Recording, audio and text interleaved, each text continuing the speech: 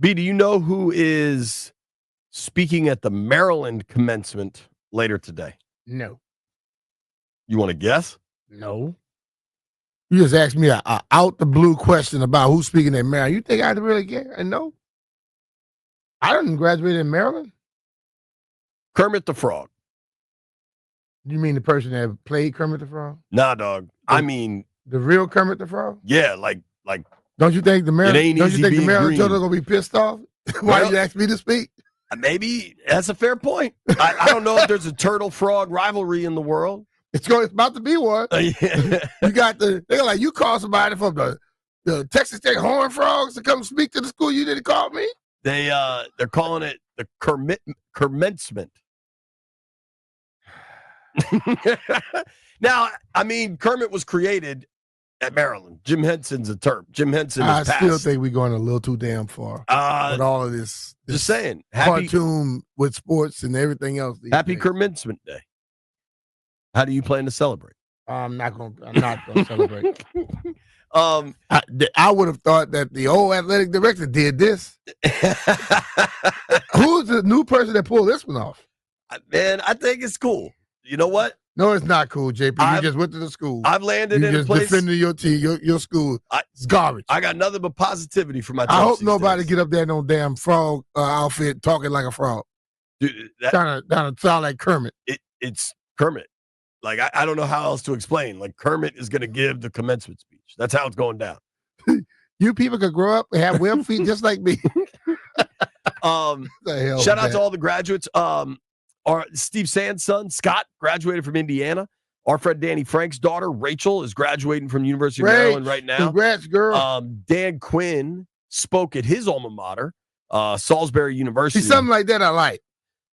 Well, we're going to play it. Landville's got to do a little bit of editing. Gonna play what? We're going to play DQ's final words. Oh, you're saying DQ. Okay, I thought you were talking about Kermit. Well, we can't play Kermit till tomorrow. That speech is tonight. And that segment, that's when I'm off. Landville, we're going to have to get some commencement for tomorrow. And I'm going to pull a Jeff right at that moment. I'm walking somewhere else. Shout out to all the graduates, man. You worked hard, and good luck in the next step. Just keep in mind, man, being 24, there's a lot of life ahead of you, so don't feel overwhelmed. Speaking of that's solid advice right there. I wish someone would have told me that out of college. Thanks, Jay. I think people think that you got to be in a hurry to figure your life out. Life is a long run, man. Long run, but you better figure something out because it's too damn expensive these days to be trying to figure it out later. Your parents get sick and tired of your ass, keep asking for stuff. I mean, I was an insurance salesman for like 5 years. But you were doing something. Yeah. Okay. So some people do. All these kids, they decide, I'm going to take a break and just chill and want to just still act like they're in college. Go out all the time. No, hell with that. I wish I was still in college. Stay in college as long as you can. But I did want, we're going to hear from DQ because the message is pretty damn spectacular. But I did want to, there was a report from my man, Jordan Schultz, everybody's favorite reporter, that Terry McLaurin wasn't at OTAs yesterday. And I didn't address this yesterday. I guess we'll address it now. I want to make my position incredibly clear.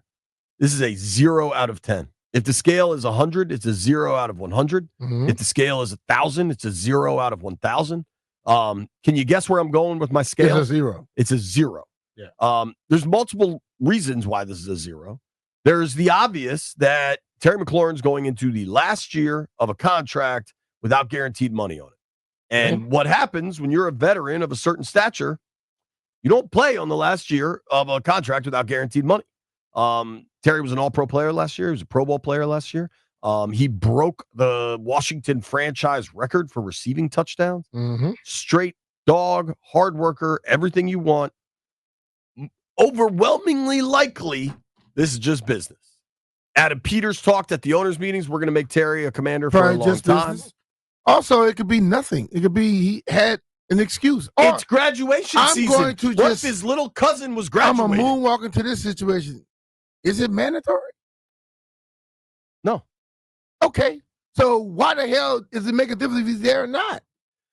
He's also, the team accounts have already posted multiple photos of him being there. No, but I'm just saying, it's like, I get annoyed by media and fans trying to make an issue out of a person not being somewhere when they don't have to be there.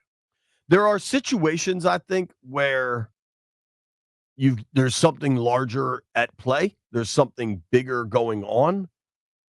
This isn't one of them. And I know Terry, I know the staff, like, everybody understands the situation. I think like the only area I can control is these 4 hours on these airwaves and various other places. Don't let this is not a thing, folks. This is just not a thing. All the positivity going on around this team, and we got a lot of outside media people want to not make things more than what it is and make it negative. When they weren't giving you any credit, okay, and you was sitting there concerned about it, they're now trying to give you some credit, but they're not telling you the stuff that's going on. They want to tell you stuff to make you say, oh, they're trying to put you on the negative side. Ignore them. Now, I will say, if it's something real, we'll say something. It doesn't, I haven't seen much on this. I haven't seen, like, maybe I've missed it. I think it's incredibly important to point out nobody really knows why he wasn't there to start with. Like, it's graduation season. That's what people do, niece Jay, was graduating. This is how you work with human beings. You don't tell them exactly why. You just say, whoa, he wasn't at camp. And you leave everybody to decide why. And we know human nature is not to think anything positive.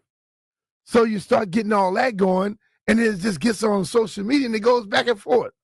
And before you know it, you got 7 million things out there. Jeff, you're our deep state representative of Burgundy and Gold social media. This hasn't even really appeared to be a thing, at least on my radar.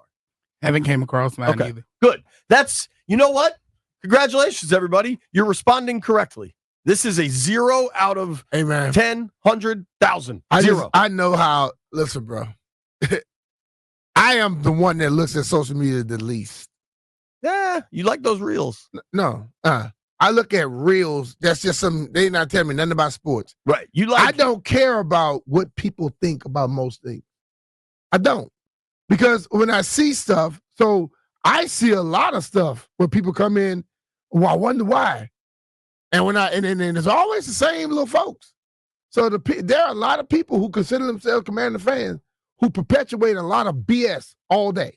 I'm telling you, I think on this one, people have the right mindset. If you are perpetuating the BS, please go sit down somewhere. Well, I just take say a this. nap. If they had the right mindset, we're going to look at it after we just finished talking about it for 8 minutes. We're just trying we're trying to clear the air, man. It's ridiculous sometimes. That one is a 0. I think we are out there next week. The first time the media will be at OTAs next Wednesday. Let's say Terry's not there next Wednesday. Still a 0. It's not even a 1 to me until August 30th. And it might not even be a 1. I don't think that'll be the case. I think he'll be there. But I think hopefully everybody maintains a level head on this thing. It was pretty interesting. Last night we did all ears, and we did a topic on the best wide receiver duos in the NFC East. Obviously, the NFC East is a major focal point for the NFL this year because they're going to do the in-season Hard Knocks, which I continue to be really fired up about. And with Terry and Debo now, if you look at quarterback passer rating going to receivers from last season, Terry led the NFC East. The QB rating for passers throwing to Terry, and most of the time it was Jaden, but it was Mariota. Remember game 18 in Dallas? It was Mariota that threw that touchdown pass. 133.0, highest in the NFC East. Debo's was about a 96, 97.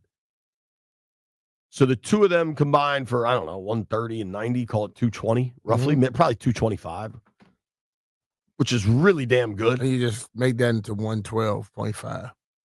Okay. If you want to average it out. That's how they do it. I hesitate to average it out because Debo was playing with a number of different quarterbacks in San Fran. I think some of them weren't all that good. Terry had the highest individual number. Their numbers rank second, averaged out.